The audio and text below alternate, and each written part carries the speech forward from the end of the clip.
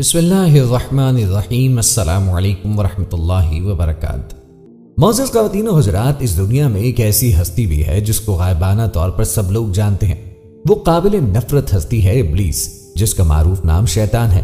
رحمت الہی سے ملعون ہونے سے پہلے شیطان کا نام عزازیل تھا۔ آدم علیہ السلام کو سجدہ نہ کرنے اور حکم الہی کی خلاف ورزی کی پاداش میں اس کا نام ابلیس رکھ دیا گیا۔ شیطان بھی اسی ابلیس کو کہتے ہیں۔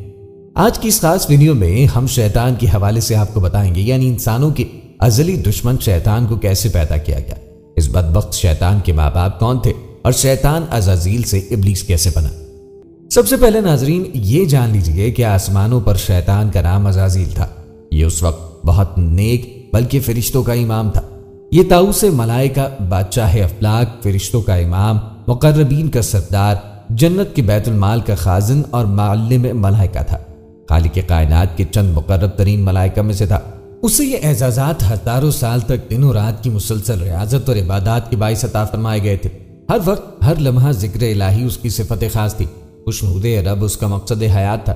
پہلے آسمان سے ہفت افلاک تک، جنت المأویٰ سے لوح محفوظ تک بلا روک ٹوک رسائی نے اسے دوسروں سے برتر کر دیا تھا۔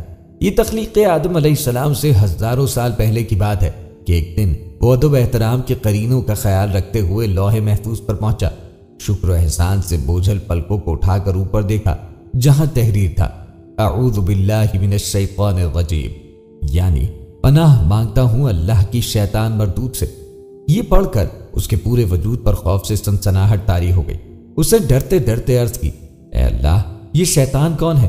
بارگاہ خداوندی سے ندا آئی، اے عزازیل، یہ نہایت عابد، زاہد، برگزیدہ اور میرے مقربین خاص میں سے ہے، لیکن یہ تکبر میں مبتلا ہو کر میری حکم عدولی کرے گا، بس میں اسے ملعون و مردود قرار دے کر راندہ درگاہ کر دوں گا۔ رب ذوالجلال کی اس بات سے وہ لرز اٹھا، اس کی زبان میں لڑکھڑاہٹ آ گئی۔ اٹکتے لفظوں کے درمیان پھر عرض کیا، اے معبود برحق، کیا میں اس سے واقف ہوں؟ ارشاد ہوا، وقت آنے پر نہ تو صرف اسے پہچان جائے گا بلکہ اس کے انجام سے بھی واقف ہو جائے گا۔ عرش معلی سے آنے والے اس جواب سے اس کا وجود کانپ اٹھا۔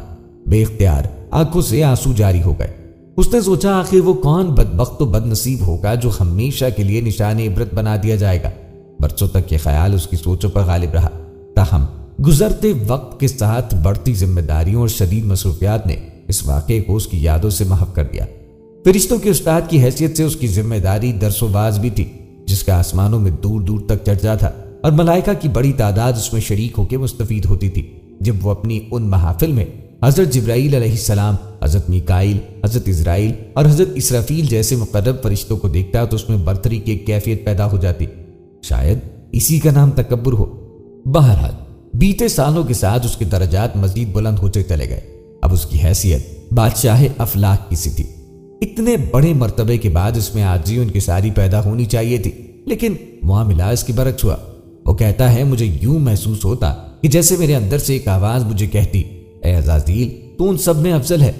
مجھے اچھی طرح یاد ہے ایک دو بار مجھے حضرت ابراہیل اور حضرت میکائیل علیہ السلام نے سمجھانے کی کوشش بھی کی تھی، لیکن جب عقل پر غرور اور تکبر کے بادل چھا جائیں، آنکھوں پر رعونیت کا پردہ پڑ جائے، کان باز و نصیحت سننے سے قاصر ہو، تو پھر تباہی و بربادی مقرر بن جاتی ہے۔ ذلت و رسوائی کا طوق ہمیشہ کے لیے گلے کی زینت بن جاتا ہے۔ اور پھر ایک دن بدقسمت یہی سب کچھ میرے ساتھ بھی ہوا۔ رب ذوالجلال نے اس کی ہزار سالوں کی عبادات اس کے منہ پہ دے ماری۔ وہ جو طاؤس ملائکہ تھا، ملعون و مردود بن چکا تھا، اسے حضرت انسان کا کھلا دشمن قرار دے کر لعنت اللہ علی شیاطینہم کے لقب سے نوازا گیا۔ اب وہ شر کی طاغوتی قوت میں تبدیل ہو کر بدی اور برائی کی سب سے بڑی علامت بن چکا تھا۔ قرآن پاک میں 88 بار شیطان اور 11 بار ابلیس کے نام سے اس کا ذکر کر کے انسانوں کو اس سے دور رہنے اور اس کی شر سے بچنے کا حکم دیا گیا۔ باری تعالیٰ نے 1,24,000 پیغمبران کو دنیا میں مبعوث فرما کر قوموں کو شیطان لعین کے مکر و فریب سے بچنے کی تلقین فرمائی۔ ناظرین، زمین پر جانے سے پہلے شیطان نے اللہ سے 4 چیزوں کی اجازت طلب کی: تا قیامت، موت سے مہلت، اہل زمین کو بہکانے کی قوت، ہیئت تبدیل کرنے کی صلاحیت، اولاد کثیر اور ان کی طویل عمریں۔ اللہ نے فرمایا، جا تجھے اجازت ہے، لیکن میرے نیک بندے تیرے فریب میں نہ آئیں گے، اور جس نے تیرا ساتھ دیا میں تجھ سے اور ان سب سے جہنم کو بھر دوں گا، جس کا تذکرہ سورہ بنی اسرائیل آیت نمبر 61 تا 63 میں موجود ہے۔ اب اس کا کام آسان ہو گیا تھا۔ کھنکھناتی سڑی مٹی سے پیدا کیا گیا یہ حضرت انسان جو اشرف المخلوق ہے، مسجود ملائکہ، ایسر تقویم اور اپنے اوصاف و کمالات پہ نازا ہے، لیکن شیطان اس لفظ کی پجاری انسان کے رگ و پے سے اچھی طرح واقف ہے، گوکہ اسے اس بات کا اختیار نہیں کہ وہ ان کے اجسام پر قابض ہو کر ان سے بالجبر بدی کے کام کروائے۔ چنانچہ وہ ان کی اندرونی جبلت یعنی نفس امارہ کو اپنی وسوسہ اندازیوں اس دسیسہ کاریوں کے چنگل میں پھنسا کر برائیوں پہ آمادہ کرتا ہے۔ ان میں سے جو صاحب ایمان ہے وہ تو تعوذ اور استغفار پڑھ کر اسے بھاگ جانے پہ مجبور کر دیتے ہیں، لیکن لالچی فطرت کی حامل اکثریت اس کے دام فریب میں مبتلا ہو کر اندھا دھند اس کے پیچھے چلنے لگتی ہے۔ پھر یہ خود ہی شرک کو تعلیم، کفر و فسق کو عبادت، نافرمانی کو حاضر جوابی، بدتمیزی کو بہادری، موسیقی کو روح کی غذا، رقص کو جسم کی شاعری اور یانتی و فحاشی کو جدت پسندی، مذہبی اقوام کو فرسودہ، دینی روایات کو قدامت پسندی قرار دے کر شرم و حیا کی چادر کو تار تار کر دیتے ہیں۔ دوستوں، حضرت آدم علیہ السلام کی دنیا میں آنے سے قبل کھرے ارض اور آسمان پر دو قسم کی مخلوقات رہتی، ایک نوری اور دوسری ناری۔ نوری مخلوق نور سے پیدا کیے گئے فرشتے ہیں جو آسمانوں میں رہ کر دن رات عبادت الہی میں مصروف رہتے ہیں۔ ان کے یہاں عورتیں ہوتی ہیں اور نہ ہی ان کی نسل چلتی ہے۔ ناری مخلوق جنات ہیں جو آگ سے پیدا کیے گئے، یہ زمین پر رہتے ہیں۔ ان کے یہاں عورتیں بھی ہوتی ہیں اور ان کی نسل بھی خوب پھیلتی ہے۔ جنات میں شر کا مادہ بہت زیادہ ہوتا ہے۔ اکثر لوگ مجھے بھی فرشتہ سمجھتے ہیں، لیکن میں جنات کی نسل سے ہوں اور آگ کے بھڑکتے شعلے سے پیدا کیا گیا ہوں۔ جس طرح انسانوں میں حضرت آدم علیہ السلام کو ابو البشر کہا جاتا ہے، اسی طرح شیطان کی جد امجد تارنوس کو ابو الجن کے نام سے یاد کیا جاتا ہے۔ کچھ مورخین نے ان کا نام مارج بھی لکھا ہے۔ ناظرین، یہاں یہ بھی جان لیجئے کہ شیطان کی 5 اہم ساتھی ہیں جن کے نام یہ ہیں۔ قبر، اس کے اختیار میں مصیبتوں کا کاروبار ہے جس میں لوگ ہائے واویلا کرتے ہیں اور گریباں پھاڑتے ہیں، منہ پہ تماچے مارتے ہیں اور جاہلیت کے نعرے لگاتے ہیں۔ عور، یہ لوگوں کو بدی کا مرتکب کرتا ہے اور اسے ان پر اچھا اور پسندیدہ کر کے دکھاتا ہے۔ مسعود، یہ کذب اور دروغ پر مامور ہے جسے لوگ کان لگا کر سن کر تجسس کریں اور آدھی سن کر مزید اضافہ خود کر لیں۔ یہ انسانوں کی شکل اپنا کر ان سے ملتا ہے اور انہیں فساد برپا کرنے کی جھوٹی خبریں سناتا ہے۔ داسم، یہ آدمی کے ساتھ گھر میں داخل ہوتا ہے اور گھر والوں کو عیب دکھاتا ہے اور ان پہ غضبناک کرتا ہے۔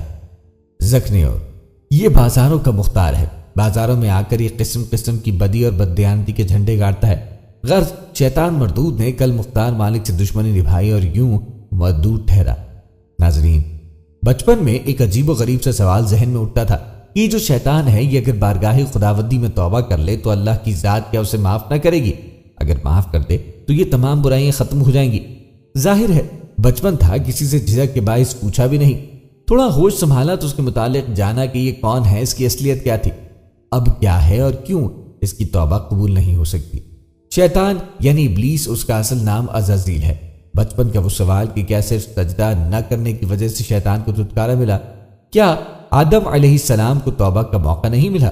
جب اللہ تعالیٰ نے تمام فرشتوں کو حکم دیا کہ آدم کو سجدہ کریں اور تمام فرشتے فوراً سجدے میں گر جاتے ہیں سوائے ابلیس کے۔ اللہ تعالیٰ کی ذات اگر چاہتی تو اسی وقت اس کو اپنی درگاہ سے خارج کر سکتی، لیکن ایسا نہیں ہوا۔ اسے توبہ کا موقع دیا گیا۔ پوچھا گیا کہ اے عزازیل، تو نے سجدہ کیوں نہیں کیا؟ قرآن مجید میں ہے کہ جب اللہ تعالیٰ نے حضرت آدم علیہ السلام کو سجدہ کرنے کا حکم دیا تو ابلیس نے انکار کر دیا اور حضرت آدم علیہ السلام کی تحقیر اور اپنی بڑائی کا اظہار کر کے تکبر کیا۔ اسی جرم کی سزا میں خداوند عالم نے اس کو مردود بارگاہ کر کے دونوں جہانوں میں ملعون فرما دیا اور اس کی پیروی کرنے والوں کو جہنم میں عذاب نار کا سزاوار بنا دیا۔ اللہ نے فرمایا کہ کس چیز نے تجھے روکا کہ تو نے سجدہ نہ کیا جب میں نے تجھے حکم دیا تھا؟ بولا میں اس سے بہتر ہوں، تو نے مجھے آگ سے بنایا اور اس سے مٹی سے بنایا۔ فرمایا تو یہاں سے اتر جا، تجھے نہیں پتا کہ یہاں رہ کر غرور کرے تو نکل جا، تو ہے ذلت والوں میں۔ بولا مجھے فرصت دے اس دن تک کہ لوگ اٹھائے جائیں۔ فرمایا تجھے مہلت ہے۔ بولا تو قسم اس کی کہ تو نے مجھے گمراہ کیا، میں ضرور تیرے سیدھے راستے پر ان کی تاک میں بیٹھوں گا، پھر ضرور میں ان کے پاس آؤں گا، ان کے آگے اور پیچھے اور داہنے اور بائیں سے، تو ان میں اکثر کو شکر گزار نہ پائے گا۔ اور فرمایا یہاں سے نکل جا۔ رد کیا گیا اور راندہ ہوا، ضرور جو ان میں سے تیرے کہے پہ چلا میں تم سب سے جہنم بھر دوں گا۔ ایک بزرگ جناب فخر الدین رازی رحمہ اللہ علیہ اپنے دور کے بہت بڑے عالم تھے۔ ان پر جب نزاع کا وقت آیا تو شیطان آ پہنچا، کہنے لگا کہ اے فخر الدین، آپ کے پاس اللہ تعالیٰ کی ذات کی ہونے کی کیا دلیل ہے؟ انہوں نے ایک دلیل دی، شیطان نے اپنے علم سے وہ رد کر دی۔ انہوں نے دوسری دلیل دی، اس نے وہ بھی رد کر دی، حتیٰ حتیٰ کہ آپ نے 359 دلیلیں دی، اس نے سب کو رد کر دی۔ حضرت نجم الدین کبریٰ رحمہ اللہ علیہ آپ کہیں مستحبت دور وضو فرما رہے تھے اور اپنے باطنی تصرف سے یہ سارا ماجرا دیکھ رہے تھے۔ آپ نے اپنے ہاتھ سے پانی حضرت فخر الدین رازی رحمہ اللہ علیہ کی جانب پھینکا، تمام پردے چاک کیے اور فرمایا، اس کو بول دو کہ میں اللہ تعالیٰ کی ذات کو بنا کسی دلیل کے مانتا ہوں۔ یہاں شیطان نے ایک اور حملہ کیا، کہنے لگا کہ اے فخر الدین، آج تمہیں تمہاری فضیلت نے بچا لیا۔ آپ نے جواب دیا، نہیں، مجھے میرے وسیلے نے بچا لیا۔ کتنا خطرناک کھیل کھیلتا ہے نزاع کے موقع پر بھی۔ میں اس بات کے درپیش ہوتا ہے کہ بندہ مومن کو بھٹکا دے۔ وہ آج تک اپنا کیا ہوا عہد نبھا رہا ہے، کیا ہم اپنا عہد نبھا رہے ہیں؟ ابلیس جس کو شیطان کہا جاتا ہے یہ فرشتہ نہیں تھا، یہ ہم اپنا عہد نبھا رہے ہیں۔ ابلیس جس کو شیطان کہا جاتا ہے یہ فرشتہ نہ تھا بلکہ جن تھا جو آگ سے پیدا ہوا تھا، لیکن یہ فرشتوں کے ساتھ ساتھ ملا جلا رہتا تھا اور دربار خداوندی میں بہت مقرب اور بہت بڑے بڑے درجات اور مراتب سے سرفراز تھا۔ حضرت کعب احمر رضی اللہ عنہ کا فرمان ہے کہ ابلیس 40,000 برس تک جنت کے خزانچی رہا اور 80,000 برس تک ملائکہ کا ساتھی رہا، اور مقربین 20,000 برس تک ملائکہ کی آواز کو سنتے رہے، اور 30,000 برس تک مقربین کا سردار رہا، اور 1,000 برس تک روحانین کا سرداری کے منصب پہ رہا، اور 14,000 برس تک عرش کا طواف کرتا رہا، اور پہلے اور تیسرے آسمان میں عارف، اور چوتھے آسمان میں ولی، اور 5ویں آسمان میں تقی، اور 6ٹھے آسمان میں خازن، اور 7ویں آسمان میں عزازیل لکھا تھا، اور لوح محفوظ میں اس کا نام ابلیس لکھا ہوا تھا، اور یہ اپنے انجام سے غافل اور خاتمے سے بے خبر تھا۔ قرآن مجید کے اس عجیب واقعے میں عبرتوں اور نصیحتوں کی بڑی بڑی رخشندہ اور تابندہ تجلیاں ہیں، اسی لیے اس واقعے کو خداوند قدوس نے مختلف الفاظ میں اور متعدد طرز بیان کے ساتھ قرآن مجید کے 7 مقامات میں بیان فرمایا، یعنی سورہ بقرہ، سورہ اعراف، سورہ حجر، سورہ بنی اسرائیل، سورہ کہف، سورہ طٰہٰ، سورہ صاد۔ اس دل دہلا دینے واقعے کا تذکرہ ہمیں مل جاتا ہے، جس سے ایک بہت بڑا درس و ہدایت تو یہ ملتا ہے کہ کبھی ہرگز اپنی عبادتوں اور نیکیوں پر گھمنڈ اور غرور نہیں کرنا چاہیے، اور کسی گناہگار کو اپنی مغفرت سے کبھی مایوس نہیں ہونا چاہیے، کیونکہ انجام کیا ہوگا اور خاتمہ کیسا ہوگا عام بندوں کو اس کی کوئی خبر نہیں ہے، اور نجات و فلاح کا دار و مدار در حقیقت خاتمہ بالخیر پر ہی ہے۔ بڑے سے بڑا عابد اگر اس کا خاتمہ بالخیر نہ ہوا تو وہ جہنمی ہوگا، اور بڑے سے بڑا گناہگار اگر اس کا خاتمہ بالخیر ہو گیا تو وہ جنتی ہوگا۔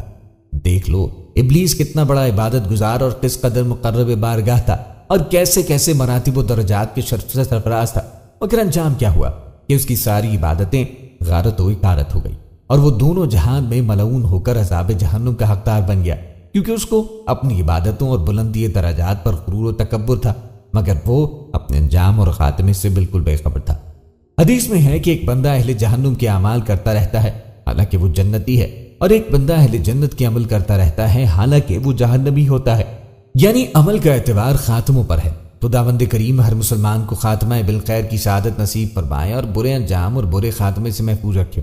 اس سے یہ بھی معلوم ہوا کہ عالم ہو یا جاہل، متقی ہو یا گناہگار، ہر آدمی کو زندگی بھر شیطان کے وسوسوں سے ہوشیار اور اس کی فریبیوں سے بچتے رہنا چاہیے، کیونکہ شیطان نے قسم کھا کر خدا کے حضور میں اعلان کر دیا ہے کہ میں آگے پیچھے اور دائیں بائیں سے وسوسے ڈال کر تیرے بندوں کو صراط مستقیم سے بہکاتا رہوں گا، اور بہت سے بندوں کو خدا کا شکر گزار ہونے سے روک دوں گا۔ شیطان نے آگے پیچھے اور دائیں بائیں 4 جانبوں سے انسانوں پر حملہ آور ہونے اور وسوسہ ڈالنے کا اعلان کیا ہے۔ اس سے معلوم ہوا کہ اوپر اور نیچے ان 2 جانبوں سے شیطان انسانوں پر کبھی حملہ آور نہ ہوگا، نہ اوپر اور نیچے کی جانب سے کوئی وسوسہ ڈال سکے گا۔ لہٰذا اگر کوئی انسان اپنے اوپر یا نیچے کی طرف سے کوئی روشنی یا کوئی بھی حیرت انگیز و تعجب خیز چیز دیکھے تو اسے سمجھ لینا چاہیے کہ یہ شیطانی کرتب یا ابلیس کا وسوسہ نہیں ہے، بلکہ اس کو خیر سمجھ کر اس کی جانب متوجہ ہوں اور خداوند قدوس کی طرف سے خیر اور بھلائی کی امید رکھیں۔ دوستوں، ایک روایت میں آتا ہے کہ شیطان کہتا ہے کہ یہ میرے پیدا ہونے سے 1.5 لاکھ سال پہلے کا واقعہ ہے۔ میرے والد کا نام چلیپا اور غب الغبا ان کی کنیت تھی۔ میرے باپ کا چہرہ بابر شیر جیسا تھا، وہ بڑا باروب، بہادر، قوی اور نڈر جن تھا۔ میرا باپ اپنی قوم کا سردار تھا۔ قوم اجنا کا ہر جن میرے باپ کی دہشت سے خوف کھاتا تھا، اسی لیے اس کی قوم اسے شاشین کے نام سے یاد کرتی تھی، جس کے معنی ہے دل دہلا دینے والا۔ میری ماں کا نام سبلیت تھا، وہ بھی میرے باپ کی طرح طاقتور، بہادر اور نڈر تھی، جنہوں کی اکثریت سرکش، شرپسند، فسادی اور جنگجو جدل کی دل دادا ہے، جبکہ نیک اور پرامن جنوں کی تعداد آٹے میں نمک کے برابر ہے۔ میرے باپ نے اپنے قبیلے کے لیے بہت جنگیں لڑی اور ایک وقت وہ آیا کہ تمام قبائل میرے باپ کی زیر لگی ہو گئے، اور یہی وہ وقت تھا کہ جب ہماری قوم غرور و تکبر میں مبتلا ہو کر سرکشی پہ اتر آئی، یہاں تک کہ ان کے جھگڑوں، فسادات اور خون خرابے سے زمین سرخ ہو گئی۔ لہٰذا اللہ تعالیٰ نے اس فساد کے قلعہ قمع کے لیے آسمان سے فرشتوں کی فوج بھیجی۔ زمین پر میری قوم اور فرشتوں کے درمیان ایک خوفناک جنگ ہوئی، جس کے نتیجے میں میرے والدین سمیت زیادہ تر شر پسند جن مارے گئے۔ کچھ سمندر پار دور دراز جزائر میں جا چھپے، جبکہ نیک جنوں نے غاروں میں پناہ لی۔ اس وقت میں کم سن تھا اور اس تباہی پر ایک میدان میں کھڑا زار و قطار رو رہا تھا۔ میرے ارد گرد جنات کی لاشوں کے ڈھیر پڑے تھے۔ فرشتوں کا کام ختم ہو چکا تھا اور وہ آسمان پر اڑتے ہوئے واپس جا رہے تھے کہ اچانک فرشتوں کے گروپ نے مجھے روتے ہوئے دیکھا تو زمین پہ اتر آئے۔ میں نہایت حسین و جمیل تھا اور چہرے سے معصومیت بھی ٹپکتی تھی۔ انہیں مجھ پہ ترس آ گیا، چنانچہ ان رحم دل فرشتوں نے حضرت جبرائیل علیہ السلام کے ذریعے اللہ سے مجھے ساتھ لے جانے کی اجازت طلب کی، اور پھر اللہ کی رضا سے مجھے گود میں لے کر پہلے آسمان پہ اتر گئے۔ وہاں میری تعلیم و تربیت کا بہترین بندوبست کیا گیا۔ میں بہت ذہین تھا اور محنتی بھی، اپنا تمام تر وقت عبادت و ریاضت میں گزارتا، اپنے تعلیق فرشتوں سمیت سب سے بہت کم بات کرتا، اکیلا ہی آسمان کی سیر کو نکل جاتا اور گھنٹوں قدرت الہی کے راز ہائے سربستہ کو جاننے کی ناکام کوششوں میں اپنا سر کھپاتا۔ وقت تیزی سے گزر رہا تھا۔ میرے سرد رویے نے مجھے فرشتوں میں مغرور و مشہور کر دیا، لیکن مجھے اس کی فکر نہ تھی۔ میرا ہدف تو اللہ کا سب سے مقرب اور عبادت گزار بننا تھا، جس کے لیے میں دن رات ریاضت و عبادت میں مصروف رہتا تھا۔ یہاں تک ایک دن اللہ نے مجھے دوسرے آسمان پہ فائز فرما دیا، اور پھر گزرتے وقت کے ساتھ اپنی علمیت اور قابلیت کی بنا پر مجھے اللہ کا قرب حاصل ہوتا چلا گیا۔ پہلے آسمان پر مجھے عابد کہا جاتا تھا، دوسرے پر زاہد، تیسرے پر عارف، چوتھے پر ولی، پانچویں پر تقی، چھٹے پر خازن، اور ساتویں آسمان پر مجھے عزازیل کے نام سے پکارا جاتا۔ حضرت کعب احبار رضی اللہ عنہ میرے بارے میں فرماتے ہیں کہ ابلیس 40,000 برس تک جنت کے خزانچی رہا، 80,000 برس تک ملائکہ کا ساتھی رہا، 20,000 برس تک ملائکہ کو واز سناتا رہا، 30,000 برس تک مقربین کا سردار رہا، 1,000 برس تک روحانین کی سرداری کے منصب پہ فائز رہا، 14,000 برس تک عرش کا طواف کرتا رہا۔ لوح محفوظ پر اس کا نام ابلیس لکھا ہوا تھا، اور یہ اپنے انجام سے غافل اور خاتمے سے بے خبر تھا۔ آدم کے پتلے سے ملاقات ایک دن کا واقعہ ہے کہ میں ہفت افلاک کی سیر کرتا ہوا اوپر پہنچا تو مجھے پتا چلا کہ اللہ تعالیٰ ایک نئی مخلوق پیدا فرما رہی ہیں، جس کے لیے دنیا کے ہر کونے سے مٹی لائی گئی ہے۔ علامہ ابن کثیر رحمۃ اللہ علیہ لکھتے ہیں کہ اللہ عز و جل نے آدم علیہ السلام کے پتلے کو اپنے دست قدرت سے پیدا فرمایا، اور یہ بغیر روح کے 40 سال تک اسی طرح پڑا رہا۔ پھر فرشتے اس کے پاس سے گزرتے تو گھبرا جاتے۔ ان میں سے سب سے زیادہ گھبرانے والا ابلیس تھا۔ یہ اس کے پاس سے گزرتا تو اسے مارتا، جس کی وجہ سے اس جسم سے ایسی آواز نکلتی جیسے کھنکھناتی مٹی کی ٹھیکری سے نکلتی ہے۔ ابلیس اس جسم کے منہ سے اندر داخل ہوا اور پیچھے سے نکل آیا، اور فرشتوں سے کہا کہ تم اس سے نہ ڈرو، یہ تو اندر سے خالی ہے، اگر میں اس پر مسلط ہو گیا تو اسے ہلاک کر ڈالوں گا۔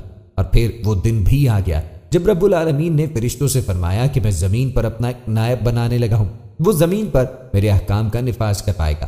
فرشتوں نے عرض کی، اے پروردگار عالم، یہ زمین پہ فساد برپا کرے گا اور یہ آپس میں خون ریزی کریں گے، جبکہ ہم تو دن رات آپ کی تسبیح کرتے رہتے ہیں اور آپ کی پاکی بیان کرتے رہتے ہیں۔ اللہ تعالیٰ نے فرمایا، جو کچھ میں جانتا ہوں وہ تم نہیں جانتے۔ پھر اللہ تعالیٰ نے آدم کو تمام چیزوں کے نام سکھا دیے اور انہیں فرشتوں کے سامنے پیش کرتے ہوئے فرمایا، اگر تم سچے ہو تو مجھے ان کے نام بتاؤ۔ انہوں نے کہا، تو پاک ہے، ہم تو اتنا ہی جانتے ہیں جتنا تو نے ہمیں بتایا، بے شک تو بڑے علم و حکمت والا ہے۔ پھر اللہ نے فرمایا، اے آدم، ان چیزوں کے نام بتا دو۔ پھر جب آدم نے انہیں نام بتا دیے تو فرمایا، کیا میں نے تمہیں نہیں کہا تھا کہ میں آسمانوں اور زمین کی چھپی ہوئی چیزیں جانتا ہوں، اور جو تم ظاہر کرتے ہو اور جو تم چھپاتے ہو اسے بھی جانتا ہوں۔ پھر فرشتوں کو حکم دیا کہ آدم کو سجدہ کرو۔ انہوں نے سجدہ کیا، مگر ابلیس نے انکار کیا۔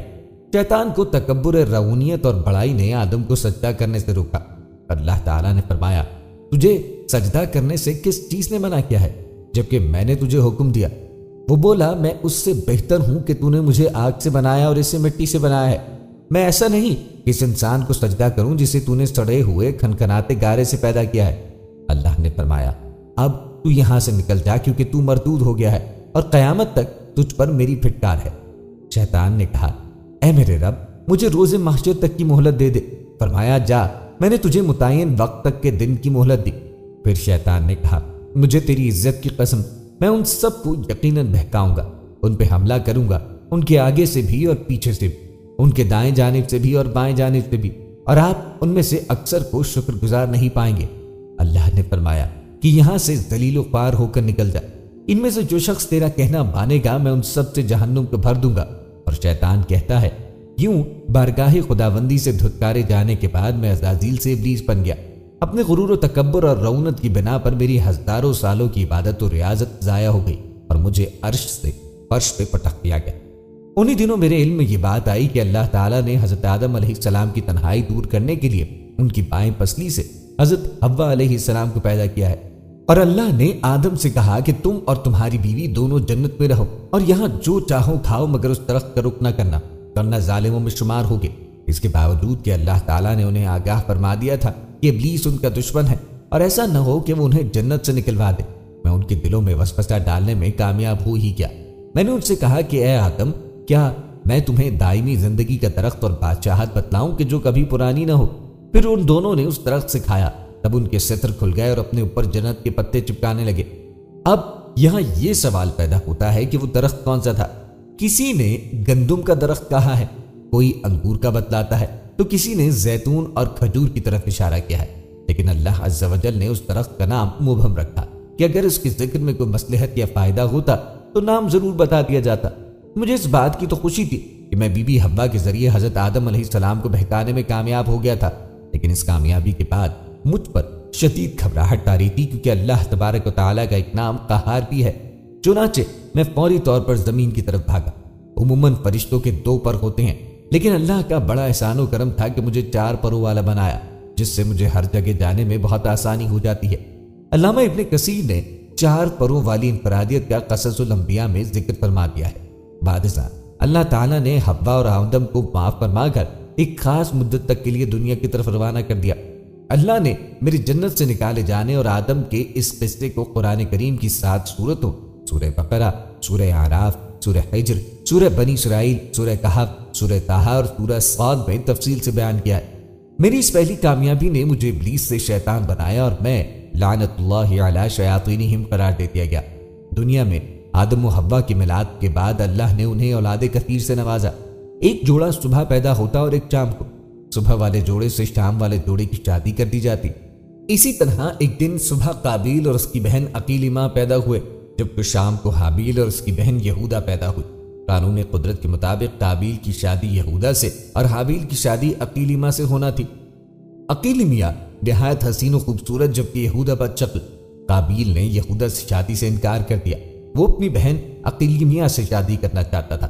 حضرت آدم نے دونوں بیٹوں سے کہا کہ تم دونوں اللہ کی راہ میں قربانی دو، جس کی قربانی قبول ہو جائے گی اس کے ساتھ عقیلمہ کی شادی کر دی جائے گی۔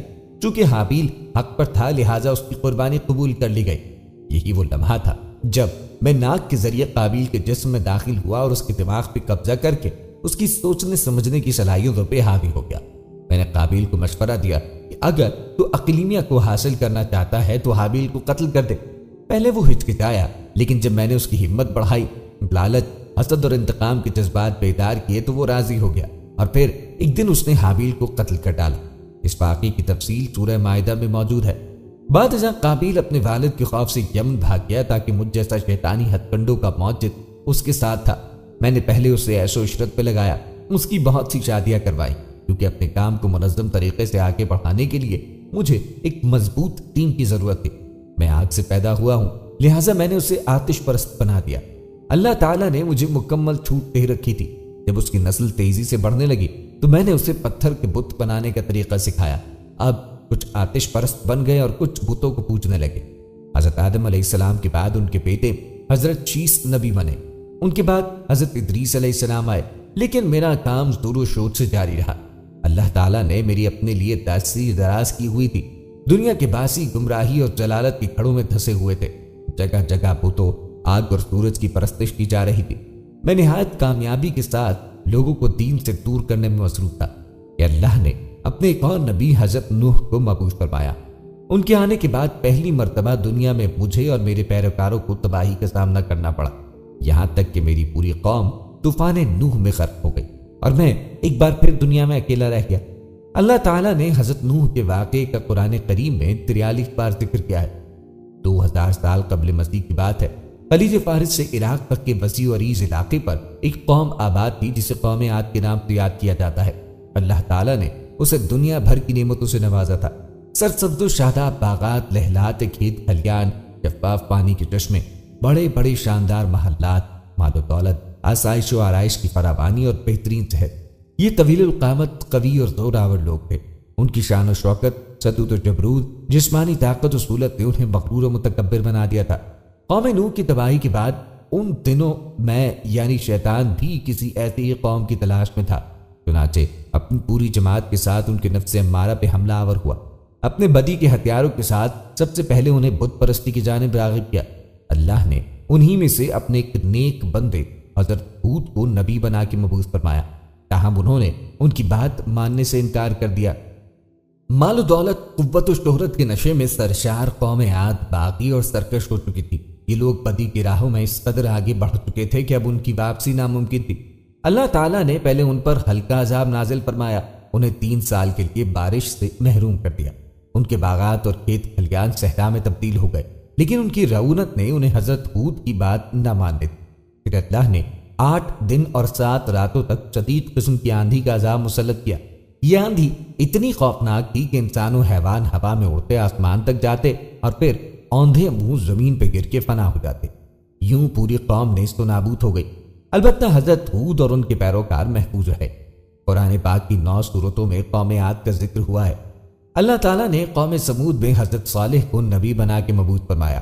اس قوم کے لوگ نہایت طاقتور، طویل القامت اور زبردست شان و شوکت کے مالک تھے۔ پتھروں کو تراش کر پہاڑوں کے درمیان خوبصورت نفیس مکان بنا کے رہا کرتے تھے۔ البتہ وہ سب میرے ہی پیروکار تھے۔ حضرت صالح نے انہیں سمجھانے کی بہت کوشش کی، لیکن وہ مجھے چھوڑنے پر تیار نہ تھے۔ چنانچہ ایک نہایت توردار، تیز اور بھیانک آواز کے ذریعے ان سب کو آنن پانن ہلاک کر دیا گیا۔ اس قوم کی بستیوں کے کھنڈرات اور آثار آج تک موجود ہیں، جنہیں اقوام متحدہ کے ادارے یونیسکو نے سعودی عرب کا پہلا عالمی ورثہ قرار دیا ہے۔ قرآن پاک میں حضرت صالح کا نام 8 جگہ آیا ہے اور قوم ثمود کا ذکر 9 سورتوں میں کیا گیا ہے۔ دنیا میں میری کامیابیوں کی فہرست میں ایک اور بڑی کامیابی کا حوال موجود ہے، اور وہ ہے حضرت ابراہیم کے بھتیجے حضرت لوط کی قوم کو فعل بد میں مبتلا کرنا۔ اس سے پہلے دنیا میں اقلام بازی کا کوئی تصور نہ تھا۔ میں نے حضرت لوط کی قوم کو نہ صرف بدکاری سکھائی بلکہ انہیں اس کا اس قدر عادی بنا دیا کہ یہ لوگ اپنی عورتوں کو بھول بیٹھے۔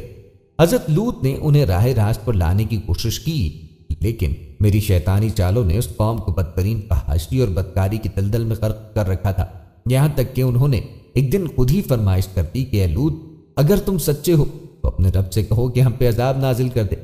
یہ بدبخت لوگ اگر مجھ سے مشورہ کرتے تو میں انہیں کبھی عذاب مانگنے کا مشورہ نہ دیتا، کیونکہ مجھے علم تھا کہ رب ذوالجلال کی ذات کو چیلنج کرنے کے نتائج کیا بھگتنا پڑیں گے، اور پھر وہی ہوا جس کا مجھے ڈر تھا۔ ایک صبح میں نے دیکھا کہ حضرت جبرائیل کے پروں نے پورے آسمان کو گھیرا ہوا ہے، زمین پر رات کا سما ہے۔ پھر اچانک جبرائیل نے اپنے ایک پر کی نوک سے اس بستی کو کھیڑا اور اپنے بازو میں رکھ کر آسمان پہ چڑھ گئے، حتیٰ کہ آسمان والوں نے ان کتوں کے بھونکنے اور مرغوں کے بولنے کی آوازیں سنی۔ پھر اس بستی کو الٹا کر زمین پہ دے مارا۔ قوم لوط دنیا کی 5 حسین ترین بستیوں میں آباد تھی، جہاں انہیں ہر قسم کی نعمت میسر تھی اور یہ نہایت خوشحال زندگی بسر کرتے تھے۔ اللہ عز و جل نے ان کی خوبصورت بستیوں کو انتہائی بدبودار اور سیاہ جھیل میں تبدیل کر دیا، جس کے پانی میں کوئی بھی جاندار زندہ نہیں رہ سکتا، اسی لیے اسے بحر مردار کہا جاتا ہے۔ قرآن پاک میں ارشاد ہے، ہم نے اس بستی کو صریح عبرت کا نشان بنا دیا ان لوگوں کے لیے جو عقل رکھتے ہیں۔ قرآن پاک میں حضرت لوط علیہ السلام اور ان کی قوم کا 40 مقامات پہ ذکر آیا ہے۔ راندہ درگاہ ہونے کے بعد زمین پر پہلی مرتبہ جس شخص سے مجھے خوف محسوس ہوا وہ حضرت ابراہیم علیہ السلام تھے۔ ان کے والد کو پتھر تراش کے بت بنانا میں نے ہی سکھایا تھا۔ میں نے ابراہیم کو بھی اپنا ہم نوا بنانے کی جان توڑ کوششیں کی، کبھی سورج کو رب کے طور پہ پیش کیا، کبھی چاند کو خدا ماننے کا خیال دل میں ڈالا، لیکن ہزار جتن کے باوجود وہ میرے قابو میں نہ آئے۔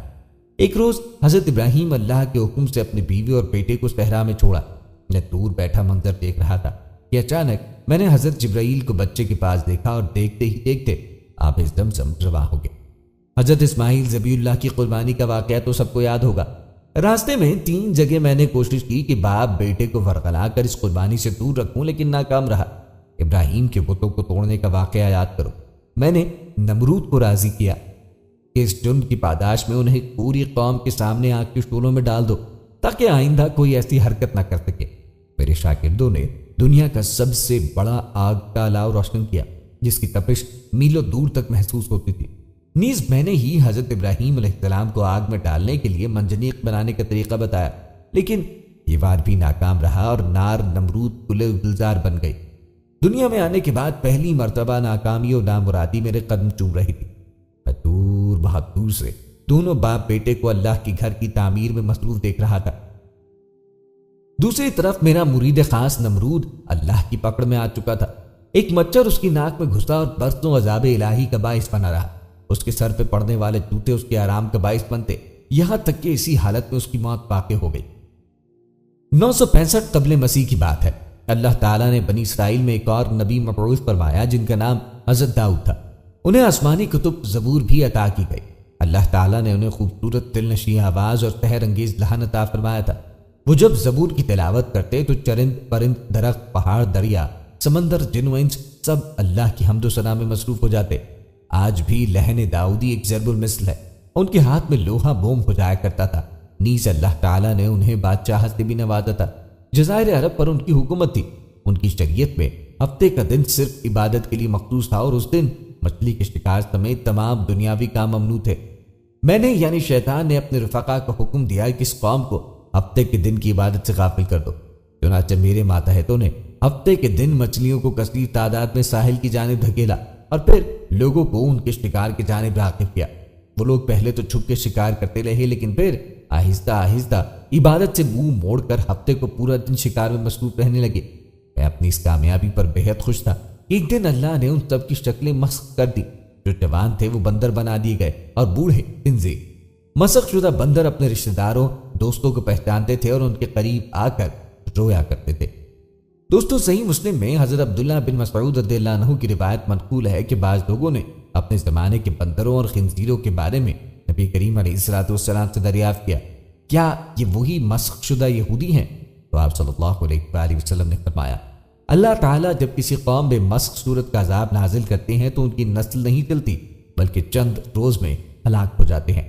اور پھر فرمایا، بندر و خنزیر دنیا میں پہلے سے موجود تھے اور آج بھی ہیں، مگر مسخ شدہ بندروں اور خنزیروں سے ان کا کوئی جوڑ نہیں۔ بہرحال شیطان کہتا ہے کہ اب میں تمہیں ایسے نبی کے بارے میں بتانے لگا ہوں جس نے ہم شیاطین اور جنات کو غلام بنا رکھا۔ وہ حضرت داؤد علیہ السلام کے صاحبزادے حضرت سلیمان علیہ السلام تھے۔ قرآن کریم میں ارشاد باری تعالیٰ ہے، اور ہم نے داؤد کو سلیمان دیا۔ سورہ صاد۔ وہ حضرت داؤد کے انتقال کے بعد نبوت اور سلطنت کے وارث ہوئے۔ اللہ نے حضرت داؤد کے لیے پہاڑ، پتھر اور لوہے جیسی سخت اشیاء مسخر کر دی تھی، جبکہ ان کے صاحبزادے حضرت سلیمان کے لیے ہوا اور جنات جیسی نظر نہ آنے والی چیزیں مسخر کر دی گئیں۔ انہیں بڑی بڑی عمارتیں بنانے کا شوق تھا جس کے لیے شیاطین اور سرکش جنات کو زنجیروں سے باندھ کر رکھتے اور ان سے بھاری مشقت کے کام لیتے۔ چنانچہ دنیا کے تمام شیاطین اور جنات حضرت سلیمان سے خوف کھاتے تھے۔ دراصل اللہ نے ان کے ذریعے یہ پیغام دیا کہ اس کے حکم سے دنیا کی ہر شے انسان کی تابع ہے۔ حضرت سلیمان کی وفات کا وقت قریب آیا تو جنات بیت المقدس کی تعمیر میں مصروف تھے۔ آپ علیہ السلام حسب معمول شفاف شیشے سے بنی محراب عبادت گاہ میں داخل ہو کر اپنے عصا کے سہارے عبادت کے لیے کھڑے ہو گئے۔ ملک الموت نے اسی حالت میں ان کی روح قبض کر لی۔ جنات انہیں اپنے سامنے دیکھتے اور ان کے خوف کے سبب کام کرتے رہتے، یہاں تک کہ 1 سال کا عرصہ گزر گیا۔ بیت المقدس کی تعمیر مکمل ہو گئی تو ایک دن ان کا عصا گر گیا جیسے دیمک چاٹ چکی تھی۔ تب جنات کو پتہ چلا کہ حضرت سلیمان علیہ السلام تو وفات پا چکے ہیں۔ حضرت موسیٰ علیہ السلام بھی ان پیغمبروں میں شامل ہیں جن کے دور میں شیاطین کو بہت زیادہ رسوائی اور ہزیمت کا سامنا ادا کرنا پڑا۔ میں ان کی آمد روکنے کے لیے میری ہدایت پر فرعون نے بنی اسرائیل کے ہزاروں نومولود بچوں کو قتل کروایا، لیکن اللہ نے حضرت موسیٰ علیہ السلام کو نہ صرف زندہ رکھا بلکہ ان کی پرورش بھی فرعون کے محل میں کروائی، جہاں انہیں والدہ اور بہن کا قرب حاصل رہا۔ بنی اسرائیل وہ ناشکری قوم ہے جس پر ہر دور میں انعام و اکرام کی برسات ہوتی رہی۔ اس کی اصلاح کے لیے سب سے زیادہ نبی مبعوث فرمائے گئے، لیکن شیاطین کی ہمنوا بن کر اللہ سے بغاوت اور نافرمانی کی مرتکب ہوتی رہے۔ عذاب مسلط ہونے پر اللہ سے معافیاں مانگتی، وعدے کرتی، اور جب عذاب ٹل جاتا تو سب کچھ بھول بھال کر دوبارہ شیطانی پگ ڈنڈیوں پہ چل نکلتے۔ اللہ نے ان کی آنکھوں کے سامنے فرعون مصر کو پانی میں غرق کیا اور اس کا پورا ملک کسی قتل و قتال کے بغیر بنی اسرائیل کو عطا فرمایا، لیکن اس بدبخت قوم نے اللہ کے شکر کے بجائے میری اطاعت جاری رکھی۔ ان کی بڑھتی ہوئی سرکشی اور نافرمانیوں کی وجہ سے انہیں 40 سال تک وادی میں قید رکھا گیا، لیکن حضرت موسیٰ اور حضرت ہارون علیہ السلام کی دعاؤں کے باعث اس قید کے دوران بھی فیض خداوندی جاری رہا۔ 12 قبائل کے لیے 12 چشمے جاری ہو گئے، روشنی کا مینار کھڑا کر دیا گیا، بادل کا ٹکڑا سایہ فگن ہو گیا، اور 40 سال تک آسمانوں سے من و سلوہ کا نزول بھی ہوتا رہا۔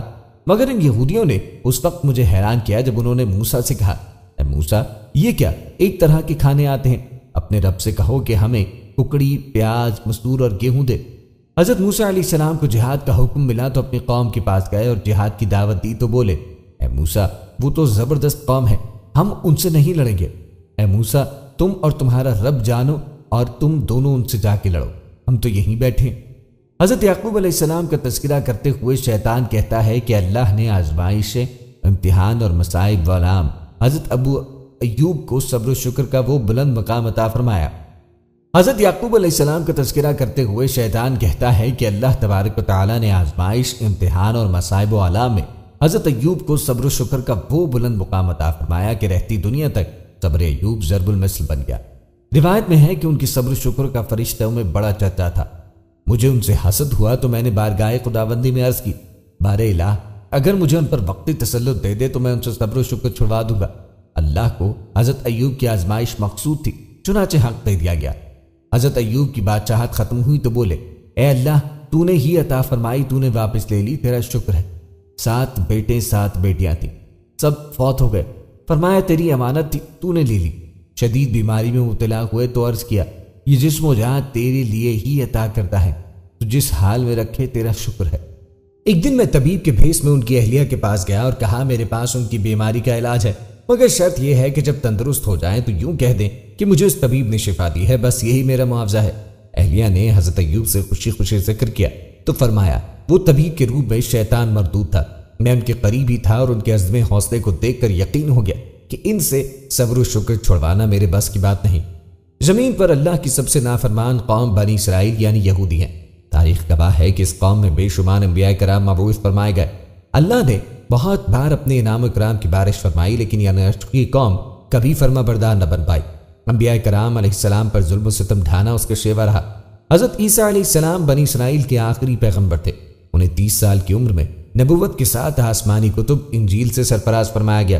اللہ تبارک و تعالیٰ نے انہیں شکم مادر سے آسمانوں پر اٹھانے تک بہت سے معجزات سے نوازا، جس کی تفصیل سورہ آل عمران اور سورہ مائدہ میں موجود ہے۔ انہی معجزات کی بنا پر اہل نصارہ انہیں خدا سمجھنے لگے تھے، نعوذ باللہ۔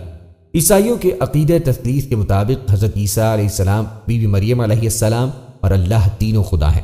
تاہم مسلمانوں کے نزدیک یہ ایک کفری عقیدہ ہے، جیسے کہ قرآن پاک میں ارشاد ہے، بے شک وہ لوگ کافر ہو چکے جنہوں نے کہا کہ اللہ عین مسیح بن مریم ہے۔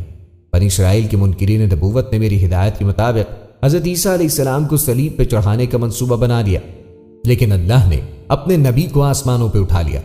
حضرت عیسیٰ علیہ السلام کے بعد تقریباً 569 سال تک بدی کی قوتوں کا راج رہا، لیکن پھر نبی آخر الزمان کی تشریف آوری کے بعد سے میری زندگی کا سب سے مشکل دور شروع ہو گیا۔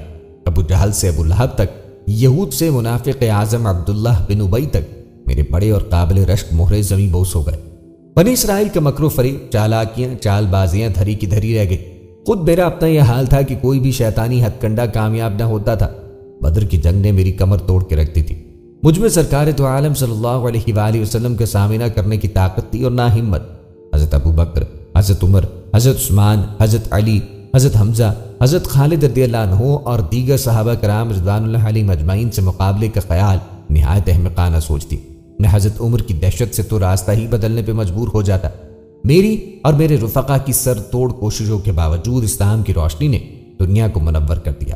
حضور اکرم صلی اللہ علیہ وآلہ وسلم کی حیات طیبہ اور خلافت راشدہ کے 30 سال میری تباہی و بربادی کے سال تھے۔